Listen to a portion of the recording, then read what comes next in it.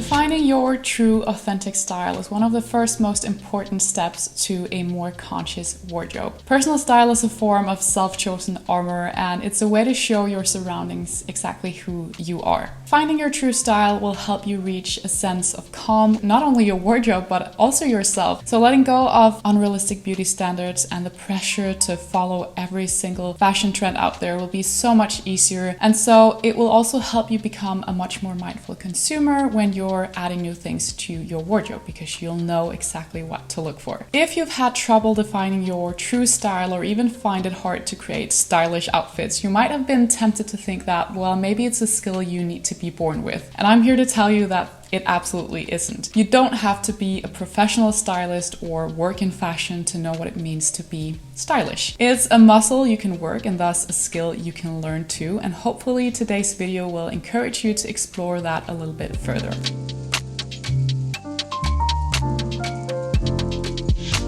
So what does it even mean to look stylish? And when will this feeling be activated within you? That could be when your outfit matches your style identity. If what you wear doesn't feel right, it will show immediately, and it won't be a very sustainable solution either, because it means you are buying into what might work for someone else, but it doesn't take you and your lifestyle into account. When it's a color palette you feel comfortable with, it's not a must to get your color type analyzed at all. Some people simply wear what they want and that's fine, but figuring out what your ideal color palette looks like is important because it will give you direction. So you need to know which colors work for your taste and your lifestyle too. Flatter your unique shape and proportions. This is not about having to look a certain way or having to live up to unrealistic body standards. It's a way to make peace with you and your body, no matter what it looks like, and also in parts to figure out which fabrics and shapes you like wearing. Suit the occasion. I think many people have tried feeling either overdressed or even underdressed, and it can really impact your mood. So of course what you wear kind of has to match the occasion. Look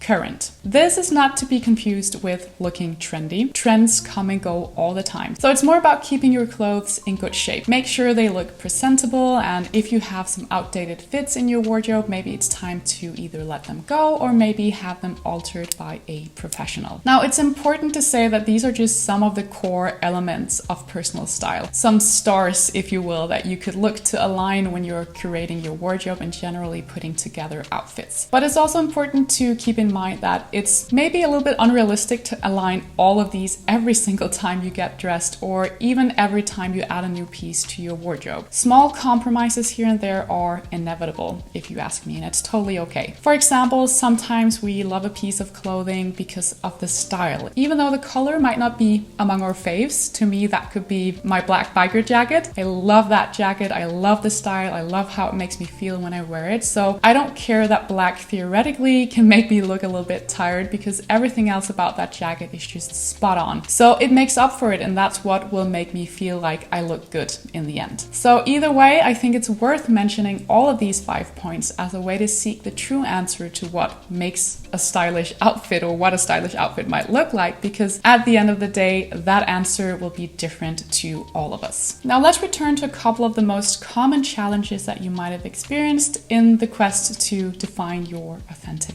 style.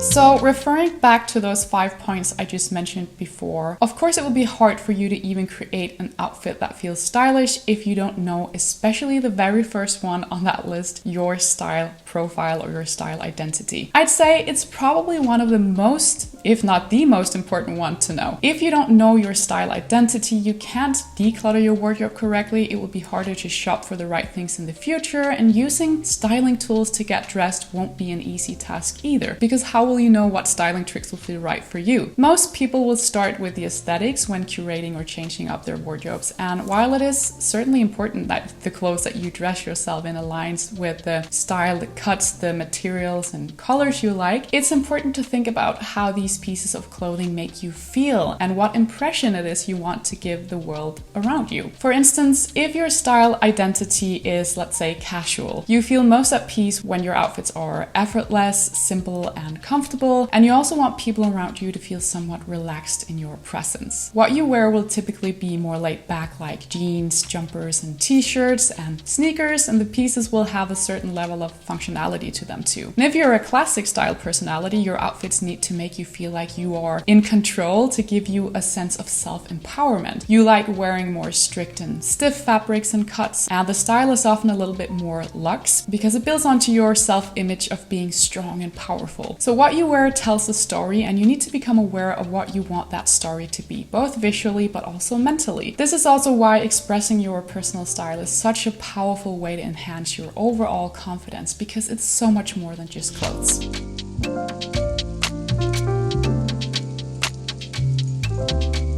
Something else that could be holding you back is when the contents of your wardrobe isn't coherent with your lifestyle. I've mentioned this a couple of times before. So that's also why finding your style might be something you have to go through several times throughout your life. So you can easily shift and change between style personalities through life, because different phases of your life will require different types of clothing. Not to mention the fact that sometimes, especially when we get older, we tend to see a shift in our taste too. So especially when going through major life changes like moving or becoming a parent, getting a new job or similar, it's worth going back to your wardrobe to see if it still fits the situation and the lifestyle that you're either already in or heading towards. There's no point in filling out 20% of your wardrobe with special occasion items if you only get to go to special occasions 2% of the time. So save yourself and the environment the energy and invest it back into the places where it actually makes sense instead.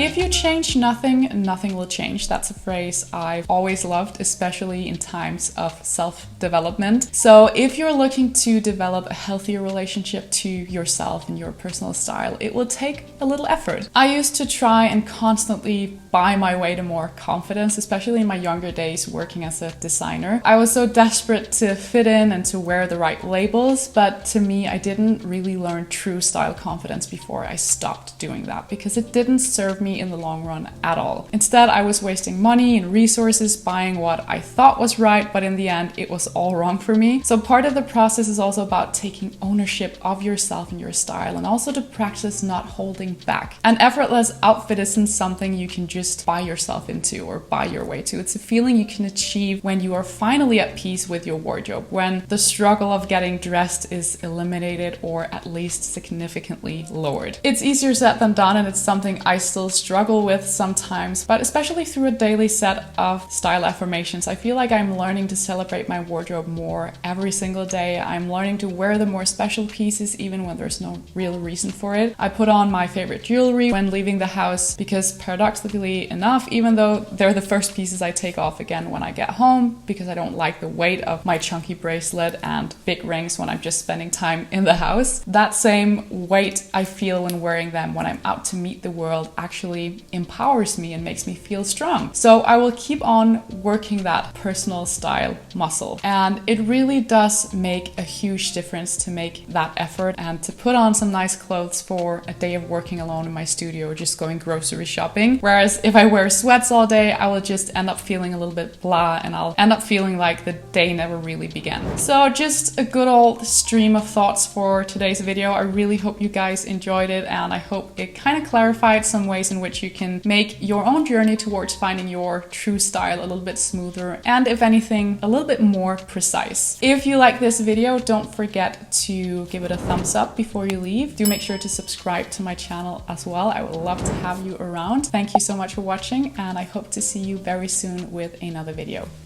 Bye guys.